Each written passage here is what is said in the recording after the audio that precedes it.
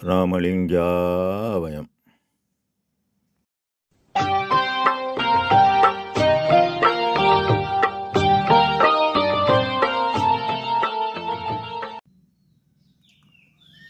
அருட்பெரும் ஜோதி அருட்பெரும் ஜோதி தனிப்பெரும் கருணை அருட்பெரும் ஜோதி எல்லா உயிர்களும் இன்புற்று வாழ்க வள்ளல் மலரடி வாழ்க வாழ்க.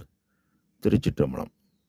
அருட்பெருஞ்சுதி ஆண்டவரின் பரிபூர்ண அருளை பெற்ற அருட்பிரகாச எம்பெருமானின் திருவடிகளை மனமொழிமையால் போற்றி பணிகின்றேன் தயவுடன். நாம் செய்த செயலின் நுழைவாக இன்பதும் அனுபவங்கள் யாவும் வந்து கொண்டே உள்ளது. அவ்வாறு வருகின்ற துன்பம் யாவும் பொறுத்து எல்லா உயிரும் இன்பமாக வாழ எண்ணி நாம் செயல்பட்டாலே நமக்கு ஆன்மலாபம் கூடும். நம் பெருமான் அடிமை பேறு என்ற தலைப்பில் 5வது பாடலில் தானே அருளானான், தானே பொருளானான், தானே எல்லாமல்ல தானானான், தானே தான் நான் ஆனான், என்னுடைய நாயகனானான், ஞானவானானான், அம்பலத்து எம்மான் என இப்பாடலை பதிவு செய்கின்றார். ஜீவகாருண்ய ஒழுக்கம் 4ஆம் பத்தியில் அருள் என்பது கடவுள் தயவு, கடவுள் இயற்கை விளக்கம். ஜீவகாருண்யம் என்பது ஜீவர்கள் தயவு, ஜீவர்கள் ஆன்ம இயற்கை விளக்கம். ஆக சிறிய தயவு கொண்டு பெரிய தயவு பெறுதலும், விளக்கத்தை கொண்டு விளக்கத்தை பெறுதலும் கூடும். வேறு ஒன்றினால் அனுபவமாகலனின் ஆக ஜீவகாருண்யமே செய்ய வேண்டும் என்று உறுதிப்படுத்துகிறார். அதாவது நீ லட்டு சாப்பிட்டா லட்டின் சுவையை நீதான் உணர முடியும், அறிய முடியும். இது அனுபவம். உணர்வது இருதயம். உனக்கு நெஞ்சில் ஈரம் இருக்கா என கேட்பது உலக வழக்கு. அதுபோல் இந்த மனசு இறங்குறப்ப தான் அறிவில் போய் சேரும். மனசு இறங்காமல் அறிவுக்குள்ளே போகாது. மனசு என்பது காற்றின் இயக்கம். இந்த காற்றின் இயக்கம் எவ்வித ஆதாரம் இல்லாத ஏழைகள் பசியை நீக்கும் பொழுது இந்த காற்றோட இயக்கம் போய் நீ செஞ்ச உபகார செயலால் அது போய் உபகார சக்தியாகி ஆன்மாவோட கூடும். அதனால தான் பெருமான் ஆன்ம அறிவை கொண்டே கடவுளை அறிய வேண்டும் என்பார். இதனை கருணையும் சிவமும் பொருளென காணும் காட்சி பெறுக என்கின்றார். இந்த அனுபவம் ஆன்மாவில் பதிவதால் நமக்கு இதெல்லாம் ஒரு காலம் மறக்கவே மறக்காது. மன அறிவில் பதிகிறப்ப மறந்துடும்.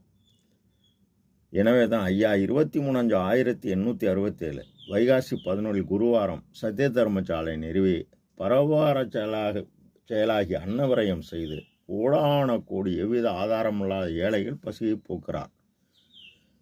அதனால் சக்தி எனும் ஆற்றல் கூடுகிறது.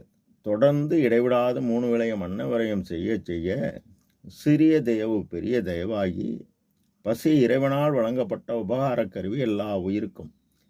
அந்த இறைவனால் வழங்கப்பட்ட ஒரு செயலை பெருமான் எடுத்து செய்ததால் உபகார சக்தி கூடி அந்த உபகார சக்தி இந்த ஆற்றலை ஆன்ம அறிவுடன் கூட்டுகிறது. இப்போ உலகியல் தேவையின்றி அருளறிவு பெறுகிறார். ஆன்மறிவு என்பது பல பிறவைகளில் அறம் விரும்பி அந்த ஆன்மா செயல்பட்டு இருந்தால்தான் அருட்சக்தி இப்பிறவியில் பிறக்கும் போதே பொருத்தும். இதனை அகவலில் எங்கே கருணை இயற்கையில் உள்ளன அங்கே விளங்கிய அருட்பெரும் சிவமை எனவும், யாரே நினும் இறங்குகின்றாருக்கு சீரே அளிக்கும் சிதம்பர சிவமே என்கின்றார். சீர் என்பது கடவுள் தயவு. சிதம்பரம் என்பது உன் புருவ மத்தியில் உள்ளொளி, ஒளிக்குள் ஒளி.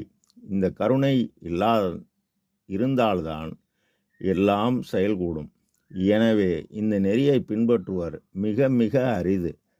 நீ எவ்வளவு கூறினாலும் அவர் காது கேட்காது. அது அவரவர் உலகியல் அனுபவம். அதனால்தான் தேவர் அன்றே இலர் பலராகிய காரணம் நோற்பர் சிறர் நோளாளர் பலரெனவும் தம்பொருள் தம்மக்கள் என்ப தம் வினையால் வரும் என்கின்றார். ஆனால் பெருமான் தயவே வடிவாகி நாம் மேலேற வீடுகளெல்லாம் விதுநெறி விளங்க ஆடல் செய்த அருளும் அரும்பெரும் பொருளை என்கின்றார். விதுநெறி என்பது காற்றின் இயக்கமாகிய ஜீவகாருண்ய செயல்பாடு. வீடு என்பது இந்த ஜீவாத்மாவில் உள்ள பரமாத்மா இந்த பரமாத்மா எல்லாம் வல்ல அருட்பெருஞ்சுதி ஆண்டவரை போய் சேர வேண்டும்.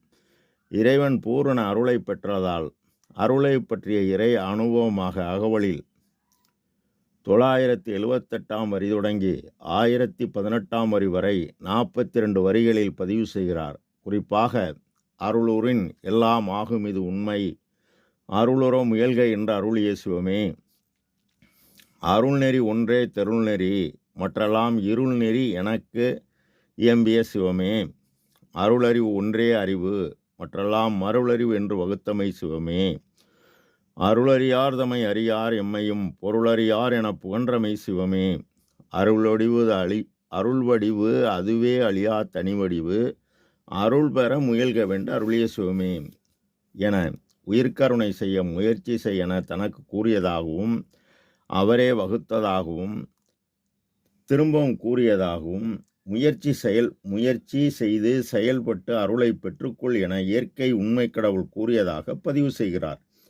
இப்போ பெருமான் கடவுள் நிலை அருள், அதை உயிர்கருணை செய்து ஆன்ம அறிவால் அறிந்து கடவுள் நிறைந்த அமயமானதால் தானே அருளானான் என்கின்றார். தானே பொருளானான் என்பதை அடுத்த பதிவில் பார்ப்போம். அருட்பெருஞ்சோதி அருட்பெரும் ஜோதி, தனிப்பெரும் கருணை அருட்பெரும் ஜோதி. ராமலிங்க ஆபயம், திருச்சிற்றம்பலம்.